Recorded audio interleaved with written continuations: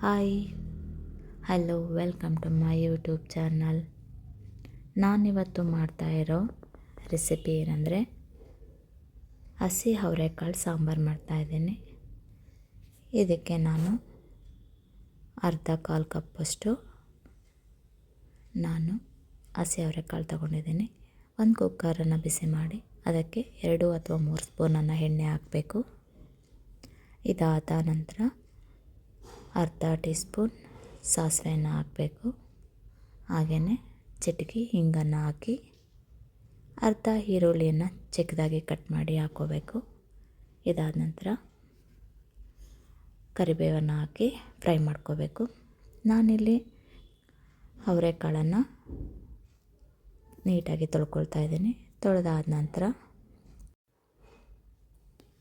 ಈ ರೀತಿ ತೊಳೆದಾದ ನಂತರ ನಾವು ಒಗ್ಗರಣೆಗೆ ಸ್ವಲ್ಪ ರುಚಿಗೆ ತಕ್ಕಷ್ಟು ಉಪ್ಪನ್ನು ಹಾಕಬೇಕು.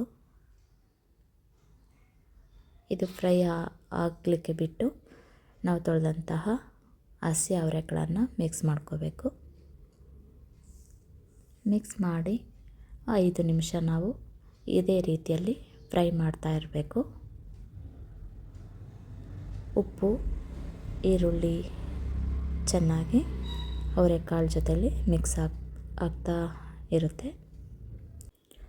5 ನಿಮಿಷ ಆದ ನಂತರ ಇದಕ್ಕೆ ನಾವು ನೀರನ್ನು ಮಿಕ್ಸ್ ಮಾಡಿ 3 ರಿಂದ 4 ವಿಷಲನ್ನು ಕೂಗಿಸ್ಕೋಬೇಕು.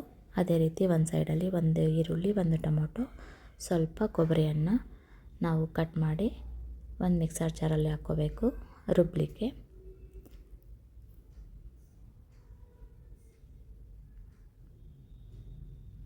ಹಾಗೆಯೇ 2 ಸ್ಪೂನ್ MTR ಸಾಂಬಾರು ಪೌಡರ್ ಹಾಗೂ ಅರ್ಧ ಟೀ ಸ್ಪೂನ್ ನಾನು ಖಾರದ ಪುಡಿ ಅಥವಾ ಚಿಲ್ಲಿ ಪೌಡರನ್ನು ಹಾಕ್ತಾಯಿದ್ದೀನಿ.